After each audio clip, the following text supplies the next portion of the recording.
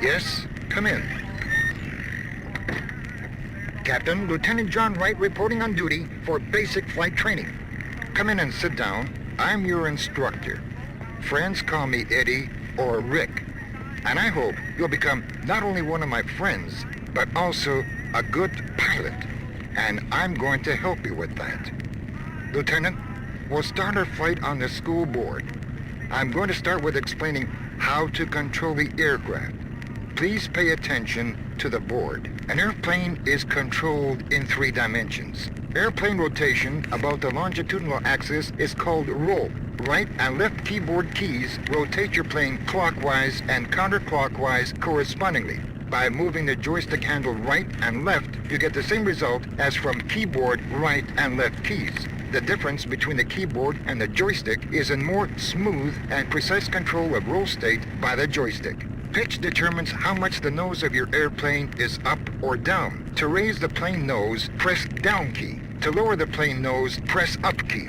Or with a joystick, push the handle from yourself to lower the nose and pull the handle to yourself to raise the nose.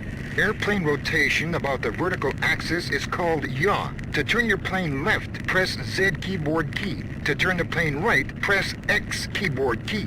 In case you're the happy owner of a 3D joystick with twist, then twisting the handle counterclockwise will turn the plane left, and twisting the handle clockwise will turn the plane right. I have to say that there are also pedals that represent real aircraft controls most closely. If you have pedals, then pressing the left one, you'll turn the plane left, and pressing the right one, you'll turn the plane right. And remember this, left foot, left turn, right leg, right turn. And one more thing that you need to know is engine control. Generally, the speed of your plane means life. Remember, while your plane has speed, it flies. When it doesn't, it falls. Speed for a fighter plane means life. You can and you need to manage your engine in flight. To raise RPM, press plus key. And to lower RPM, press minus key. If your joystick is equipped with throttle control, then move it from you to raise the RPM and pull it to you to lower the RPM. Start and stop the engine pressing E key.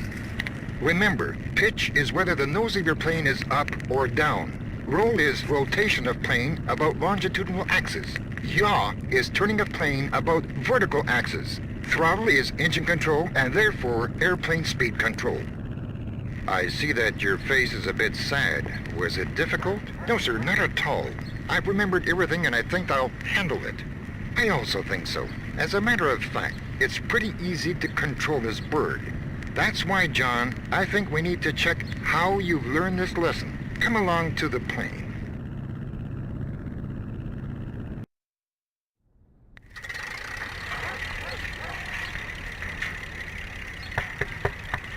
Yes, come in. Lieutenant John Wright reporting on duty for further training. At ease, John. I'm pleased by your can-do spirit. But remember, the most important thing is not the rules and discipline that you need the most in aviation, but knowledge and good understanding of what you're doing. Even we, the experienced pilots, sometimes have doubts when flying these war machines. And that means only the one who has more knowledge and can use this knowledge to beat the opponent can fly and fight successfully. Understood, Captain. I'll always try to remember this. Excellent, John. But today we have to learn a lot more. You might suspect what is awaiting you today after the successful previous mission. I hope to be granted full control of the plane from takeoff to landing. Exactly so. Let's begin. To be a good pilot, you need to know not only how to control a plane, but also what is happening with the plane. We've learned to control the plane. Now, you need to learn the main gauges that will tell you what's going on with the plane. So the main gauge is the airspeed indicator. Speed is life for a plane. That's why you have to pay special attention to this gauge. In flight, keep your speed between 80 and 300 kilometers an hour. Later, I'm going to tell you more about speed. RPM, revolutions per minute indicator, shows the number of engine RPM and is indirectly concerned with the airspeed. Remember, push the throttle from you, the plane flies faster. Pull it, the plane flies slower. That's how you can manage the engine and control the airspeed. The next, not less important gauge is the altimeter. I can't tell you about the minimum altitude. You can figure that out for yourself, what happens with a plane at 0 altitude. Also remember that altitude influences your engine operation. At high altitudes, the air that the engine needs to work has a lower density. The engine starts to choke because of the lack of air, therefore the engine power drops and the RPM decreases.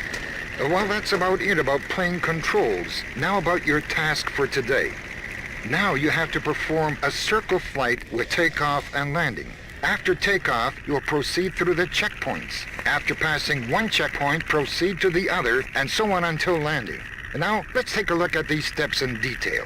After you have started and warmed up the engine, increase the RPM to the maximum. The plane starts gaining speed and soon picks up the tail. Hold takeoff direction using pedals. When you've reached 80 kilometers an hour, smoothly pull control stick towards you and the plane will slowly take off the ground.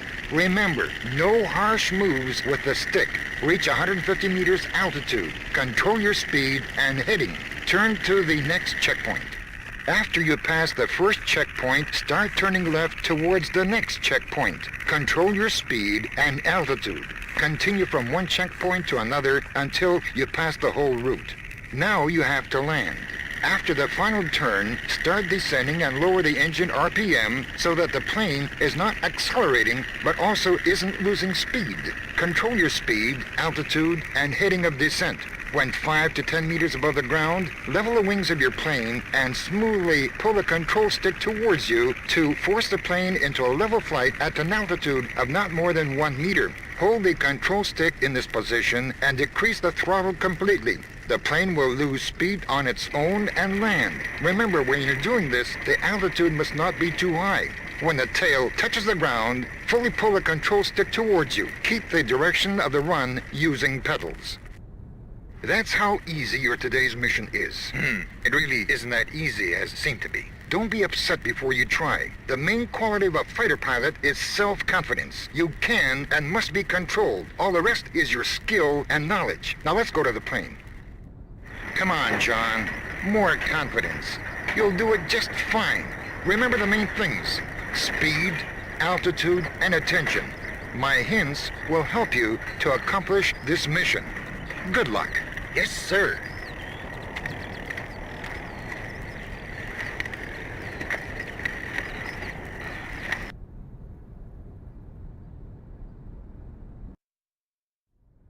John, I didn't expect you to be such a quick learner. You get everything just as fast as I did in my time. I'm very pleased with your results. Thank you, Captain. Well, as you gain so fast, I've prepared something much more interesting for you than checkpoint flight and moving some handles. I can't wait to continue.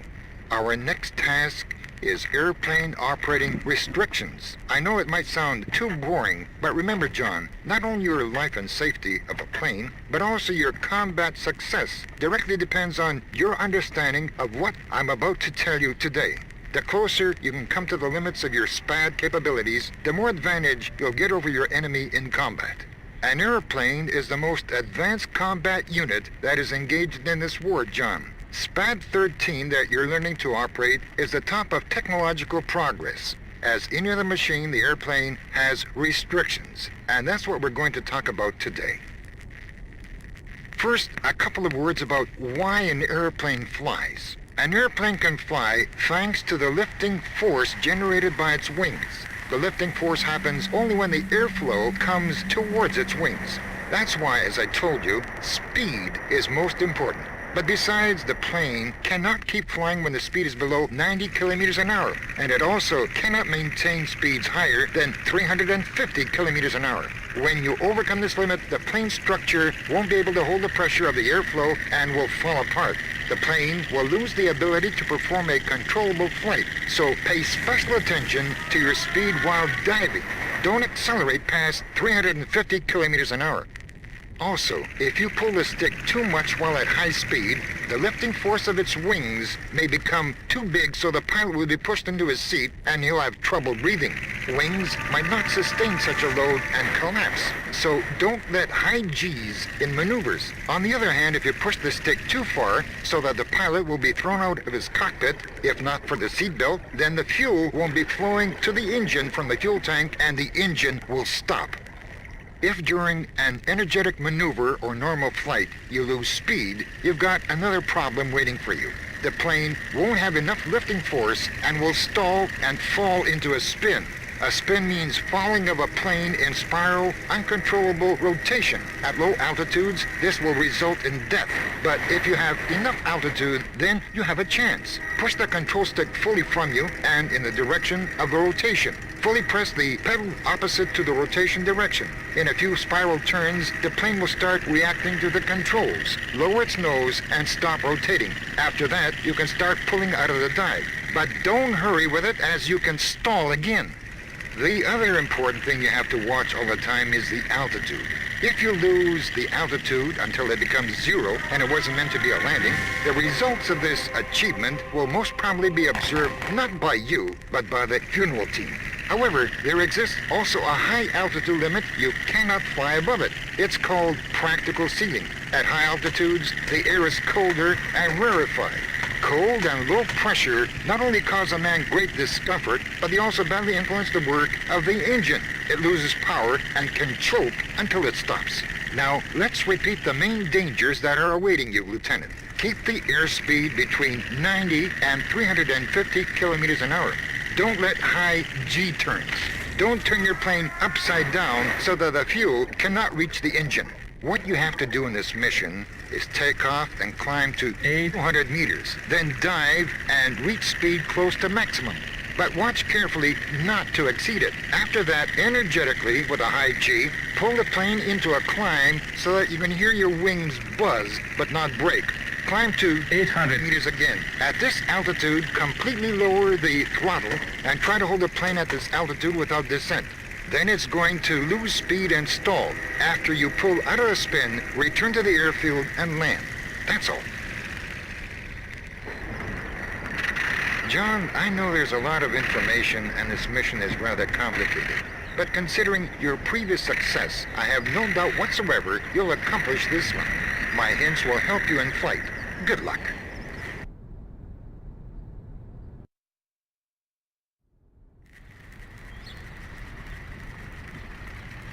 Well, John, after your successful accomplishment of the previous mission, I think we can finish it with theory and getting familiar with the plane. Now it's time to teach you how to fight. I can't wait for the moment when we'll be allowed to use the fighter plane as it has to be used. Slow down, Lieutenant. First of all, I have to tell you about the dangers that you'll face in combat near the front line. Fight is what I'm here for. Dangers don't scare me. I like your bravery. Now let's see what you'll say after the sortie. Your next task is to break through anti-aircraft guns and destroy the balloon. And it's not that easy as you may think. The main weapons of your SPAD are machine guns. Fire button is located under the forefinger on your joystick. You have 500 bullets for each machine gun. To cock your guns, press reload button on the keyboard. Remember, if you fire long bursts, the machine guns can overheat and jam, so you won't be able to continue firing until you reload the weapon. Therefore, fire in short bursts of, say, 3 to 5 seconds. And now about your task. After takeoff, head to Checkpoint 1.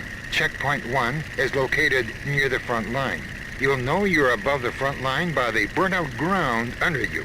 Then proceeding to the second checkpoint, stay alert. You'll come under anti-aircraft fire, and it's very dangerous. To lower the possibility of being hit, climb to 1,000 meter altitude, don't lose speed, and constantly change the direction of flight. That's what we call flak evasion. Once you've passed the enemy flak positions and the second checkpoint, you'll see the balloon. Target marker will mark it. Climb to 1,000 meters, approach the balloon to attack distance. That is about 1,000 meters. Dive on the balloon and open fire.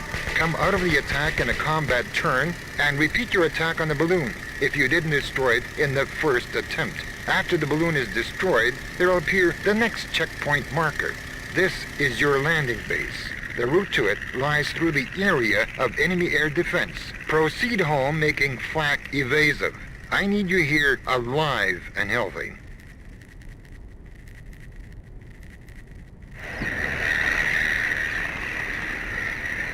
Well, John, have you already changed your mind about becoming a fighter pilot? A bit scary, frankly, but don't worry. I'll accomplish this mission. Good luck, Lieutenant.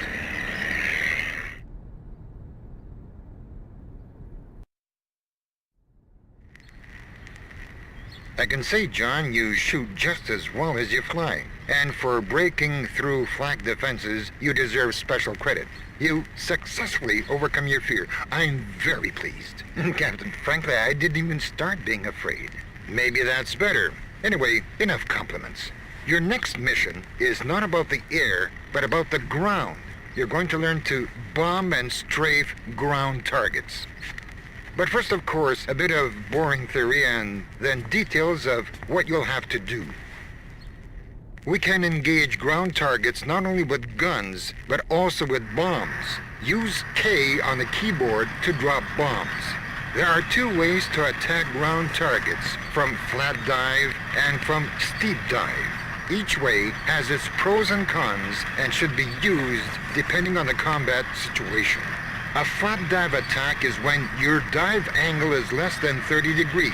With this method of engaging target, it'll be easy for you to control speed and altitude. The target will always be in your line of sight, and it won't be a problem for you to aim and take proper deflection. As a rule, we use this method to destroy easy-moving targets with guns. Bombing is also possible, but it's not easy to aim because at the moment of bomb drop, the target will already be out of your sight. A steep dive is when your dive angle is more than 30 degrees. It's a complicated and dangerous maneuver that requires special attention and patience.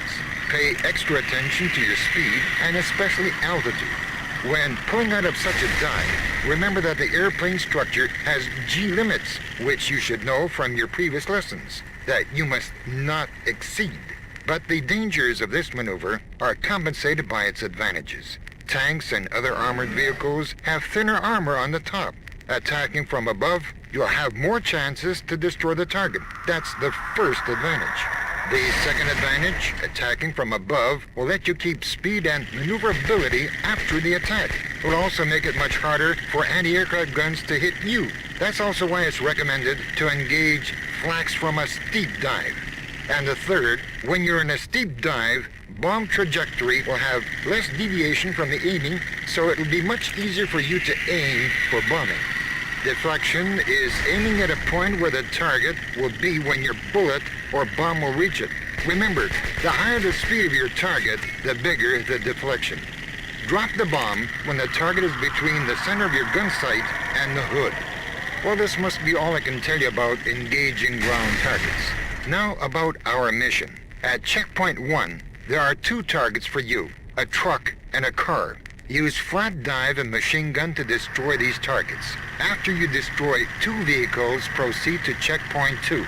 There you'll find German tanks. You'll only need to destroy one of them. Then return to base for debriefing. It will be marked as checkpoint 3. John, watch your altitude and don't lose concentration during the attack. It's important because in a fight, it's very easy to lose the moment when to pull up from a dive. I'm waiting for your return with a report on successful accomplishment of this task. Carry on. Yes, sir.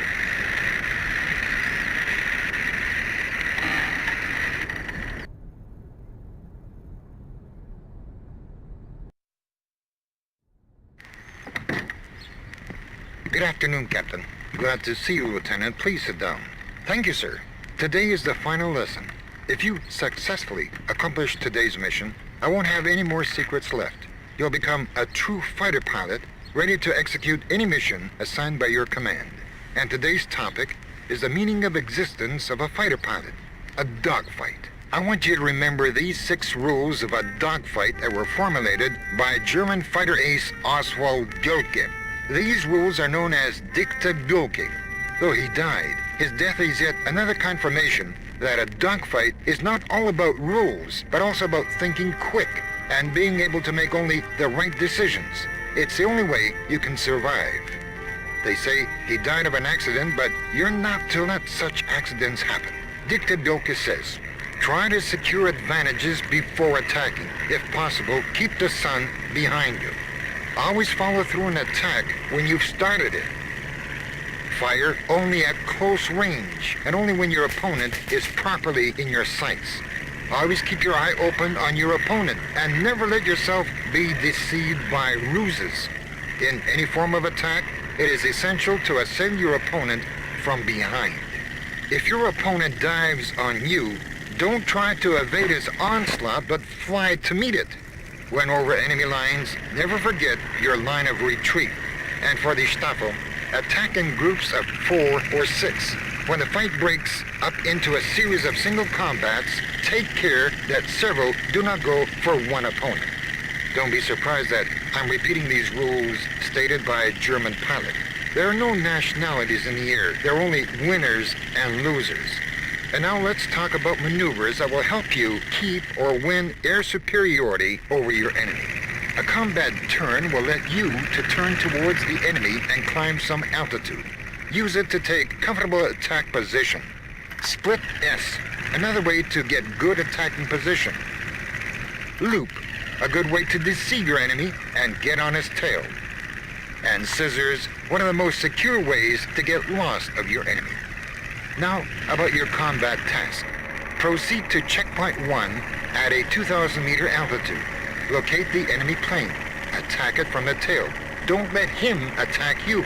Once you've destroyed the first enemy, proceed to checkpoint 2. There, it will be tougher. You'll meet 2 planes there. They'll give you a hard time, but if you remember my lessons well, you'll do it. That's all.